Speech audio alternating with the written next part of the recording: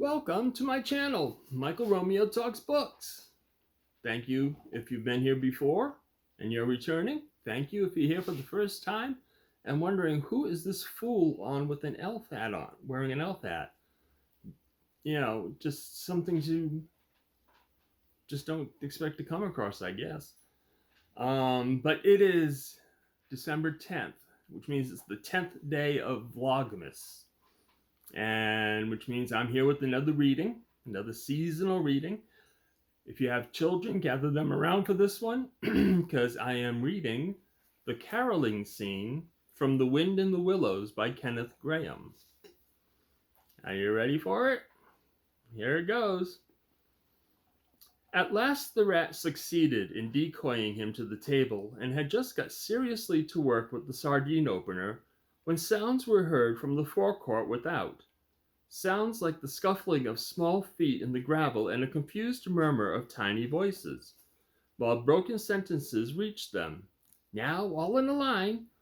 Hold the lantern up a bit, Tommy. Clear your throats first. No coughing after I say 1, 2, 3.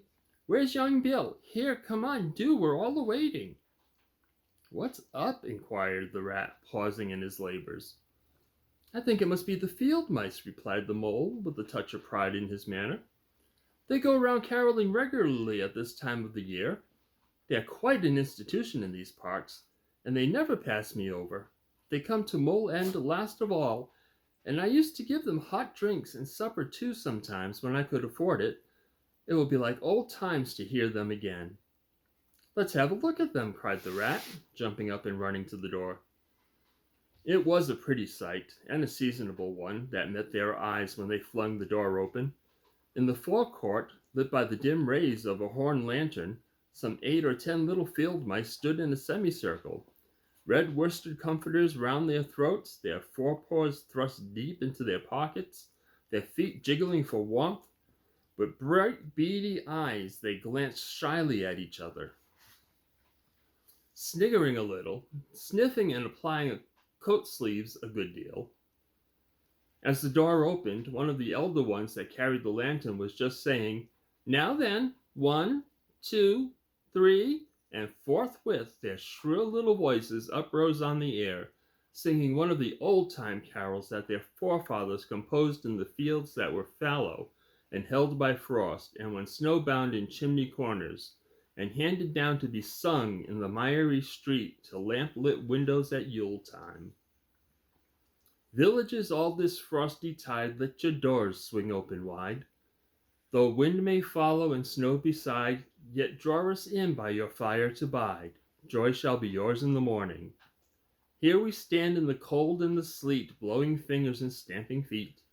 Come far away you to greet.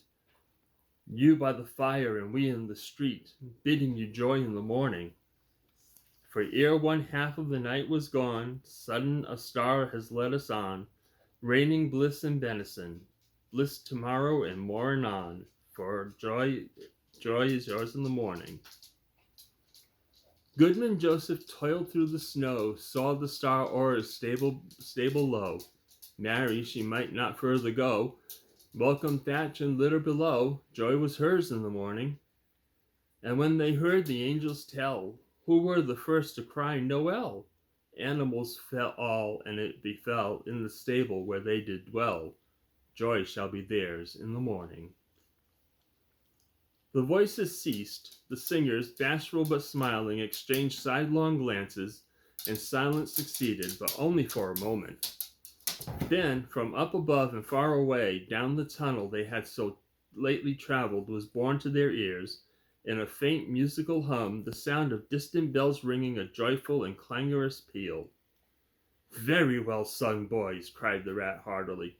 And now come along in, all of you, and warm yourselves by the fire and have something hot. Yes, come along, field mice, cried the mole eagerly. This is quite like old times. Shut the door after you, pull up that settle to the fire. Now you just wait a minute while we... Oh, Ratty, he cried in despair, plumping down on his seat with tears impending. Whatever are we doing? We've nothing to give them. You leave all that to me, said the masterful rat. Here you, with the lantern, come over this way. I want to talk to you.